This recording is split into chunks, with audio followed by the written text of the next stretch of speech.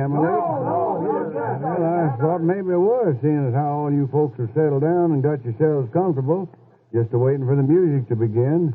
Looks like the old corral is pretty well filled up, too. That's what we like to see. Boys, have you picked out some good ones for us? Yeah, sure. We got a lot of good numbers. You know, Sally's up to the ranch house. Yes, Sally here, Pappy. Yes, sir. Says she'll be right down in a minute. Look at that boy brighten up.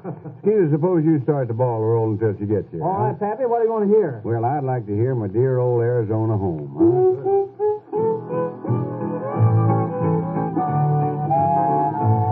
Oh, the sound of my old chap's tuition fills my heart and sets me wishing for my dear old Arizona home. If I hear an old hoot-owl-a-hoot, I'll go back and sure as shooting to my dear old Arizona home. Though across the mesa soon I'll trace the trail and burn my hide. At the end I hope I soon will roll myself a blushing bride. Then we'll ask the store to bring a stranger who'll grow up to be a ranger in my dear old Arizona home. Come in, Wade.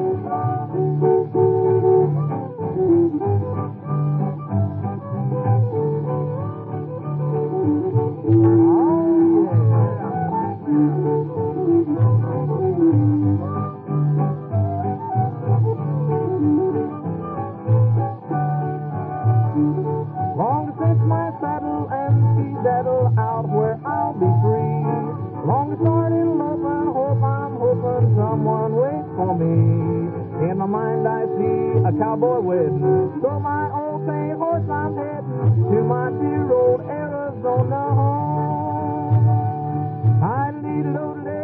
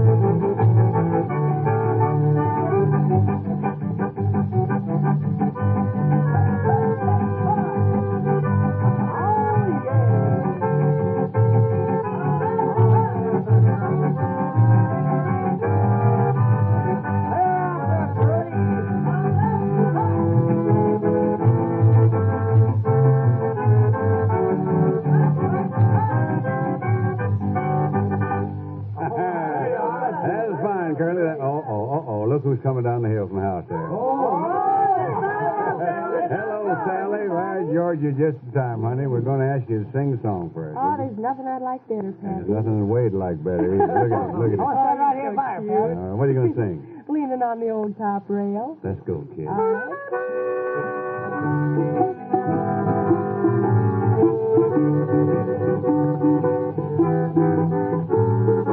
Leaning on the old top rail in the big corral,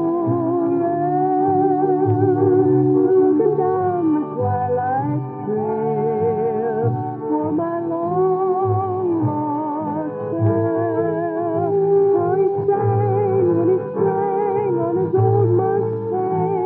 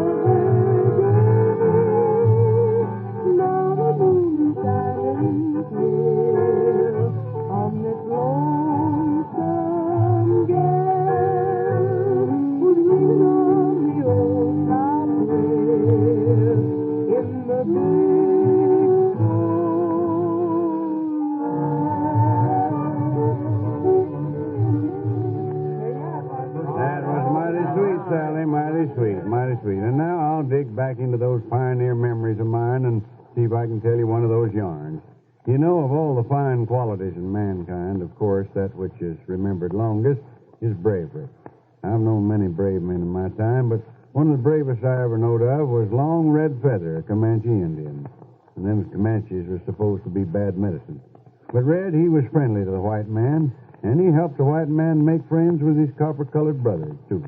Of course, in the early settling of the West, there was a lot of no-count white men, jailbirds and whatnot that settled here. And very often they was the ones that stirred up the trouble. A low-down skunk trick that many of them used to play when the railroads first come through this way was to shoot at Indians they'd see racing their ponies along the right-of-way. Well, that happened once too many times. And one day, Long Red Feather was shot and injured bad. He had enough resistance to ride back to the camp. He knowed that white men in general wasn't to blame, just some ornery white man in particular. Of course, nobody never learned who done it. And the shooting made them Comanches plenty mad. Long Red Feather could hear the war drums starting to boom and their song of death. He crawled more dead than alive to the council fires and tried to talk the war chiefs out of attacking the white folks, but they wouldn't listen, and they forced him back to his teepee to rest. But Long Red Feather crawled out of his teepee again and climbed aboard one of them slim, fast ponies the Comanches used to have. He rode 20-odd miles that night to the nearest white settlement to warn his white friends that trouble was brewing. And when he got there, he pitched headlong from his pony, and it took more than a half hour to bring him to. And then he told the story. Of course, the white men in the settlement armed themselves and got ready for combat. But everybody was so saddened by the fate of Long Red Feather, who was failing mighty fast, that nobody wanted to do no fighting. So when them Comanches come wheeling down, a white flag was hoisted. Of course, the invaders were suspicious. But a bunch of us rode out to meet them, and the chiefs listened to our story. And under cover of the flag of truce, we rode back to the settlement with some of them. And before he died, Long Red Feather made his brothers promise to treat the white men as brothers. So them Comanches, they figured they would trust us. In fact, they initiated us into the tribe. And because I was the youngest of the white men, they gave me the name of the dead hero. And that's my Comanche tribal name, Long Red Feather. You can see right here on my arm, boy. See there? Yes. There's the scar the flint knife left when they cut my arm, so as my blood would mix with the blood of the Comanche Indian chief. And Long Red Feather the first found peace with both red man and white and went on to his just reward. Now, boys, let's have a song for Long Red Feather, will you?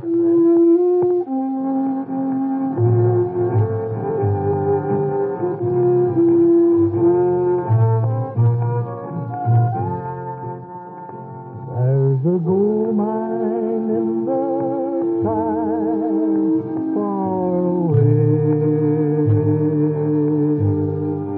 We will find it, you and I, some sweet day. There'll be clover just for you down the line, where the skies are always blue, pal of mine. Take your time, old pal, I know you're growing lame, but you'll pasture in the sun, the sun, the sun, when you strike that claim.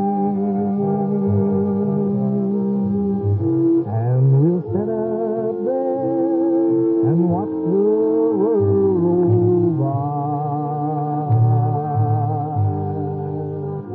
When we find that long lost gold mine in the sky, sky, sky.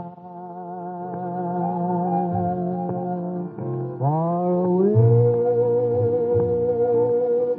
far away in the sky.